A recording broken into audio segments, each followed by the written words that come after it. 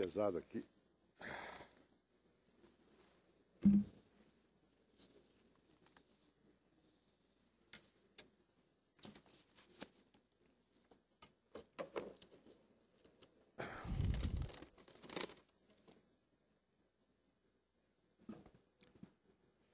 Senhor presidente, senhoras senadoras, senhores senadores, começo o discurso já inibido talvez pela advertência do nosso presidente, que deve me ater aos 10 minutos, mas vou procurar me ater. Mas Vossa Excelência sabe que eu serei tolerante se Vossa Excelência se pedir. Eu sei disso.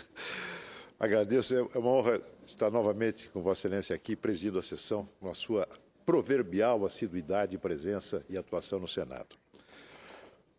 Senhores senadores, todos nós conhecemos a velha tradição americana, a tradição centenária dos Estados Unidos, que reza que, aliás, segundo o próprio texto da Constituição daquele país, o presidente da República deva encaminhar, de tempos em tempos, diz a Constituição americana, uma mensagem em que ele preste contas ao Congresso sobre o Estado da União, a situação do país, em outras palavras, e, ao mesmo tempo, proponha aquelas medidas que, na sua consideração, são necessárias para o enfrentamento dos problemas que ele aponta.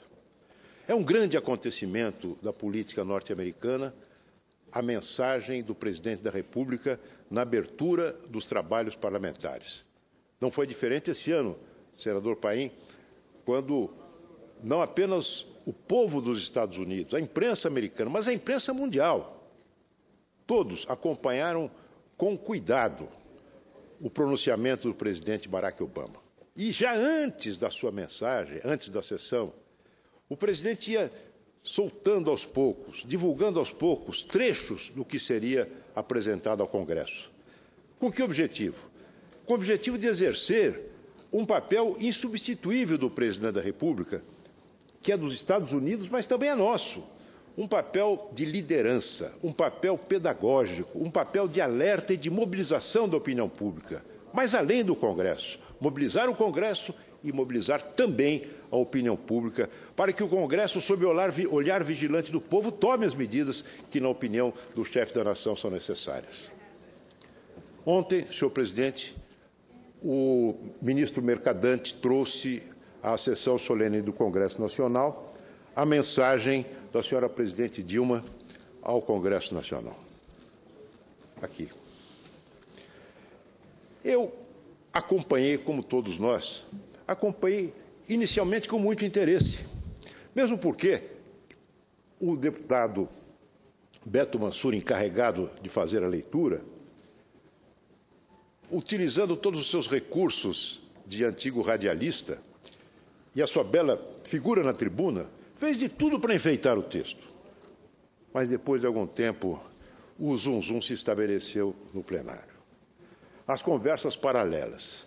Até mesmo entre os dignitários presentes na mesa diretora, havia cochichos e risotas, enquanto o primeiro secretário da mesa lia aquele bolodório burocrático e sem nenhuma conexão com a realidade do país.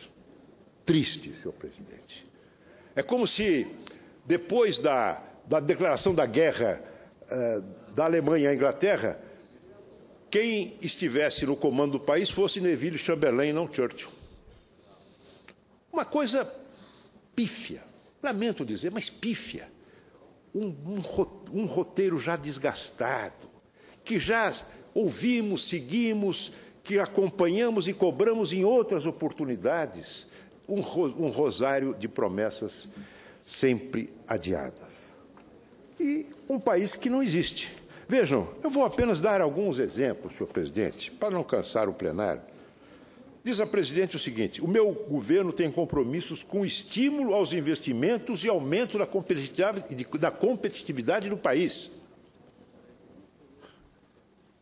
Senhor presidente, os investimentos estão declinando no Brasil. A meta anunciada por Sua Excelência no chamado Plano Brasil Maior é que os investimentos deveriam passar de 18,4% do PIB para 22,4%. Regrediu essa participação nos investimentos do PIB para 17%. E a competitividade? O que dizer da competitividade? Um dos fatores que mede a competitividade de um país no cenário internacional é a participação da sua produção no comércio internacional. Ora, a meta do chamado Plano Brasil Maior era passar de 1,3% da participação do Brasil no comércio internacional para 1,6%.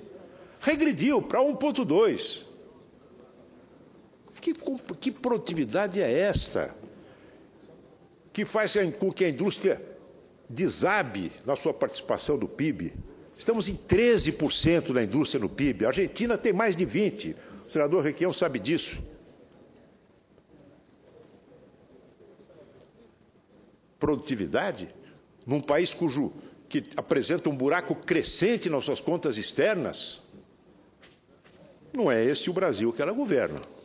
Não é esse o Brasil que ela governa.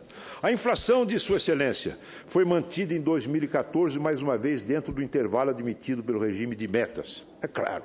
Só que no intervalo do regime de metas, a inflação se manteve permanentemente no teto. No teto.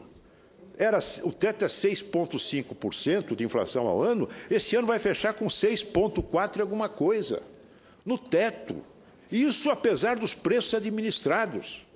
Agora, o Boletim Focus já prenuncia uma taxa de inflação de 7% ao ano, enquanto o PIB, que no ano passado cresceu menos de 1%, esse ano, segundo todas as projeções do mercado, vai ficar em 0,03%.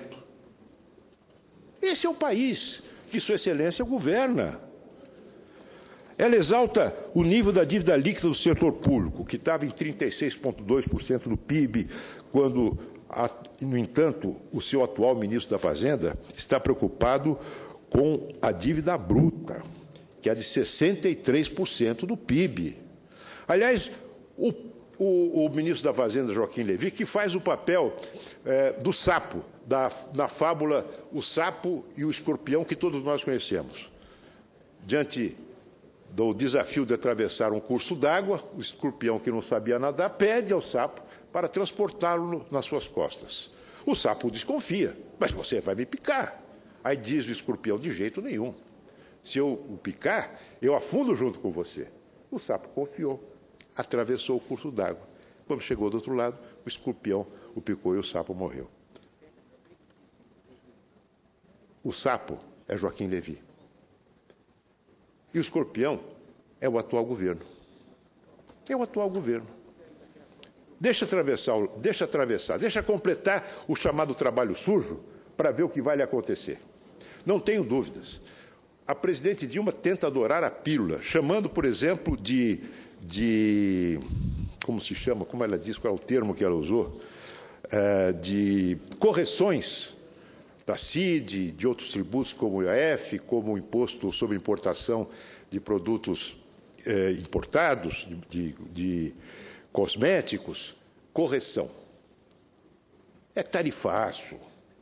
É tarifaço. A conta de energia elétrica vai crescer 40%. E temos uma ameaça real, sim, de fornecimento de energia. Nada disso é falado. Ela chega a exaltar, senhores senadores, o desempenho da refinaria Abreu e Lima. Abreu e Lima está produzindo não sei quantas toneladas de nafta por ano. Ora, veja, a que custo? Uma Abreu e Lima que foi projetada para custar 2 bilhões de dólares, já custa mais de 20, ainda não foi concluída. Sem falar no cancelamento das refinarias premium programadas para o Maranhão, para o Ceará, deixando ao Deus dará centenas, milhares de trabalhadores que perderam suas casas e que agora não têm o que fazer.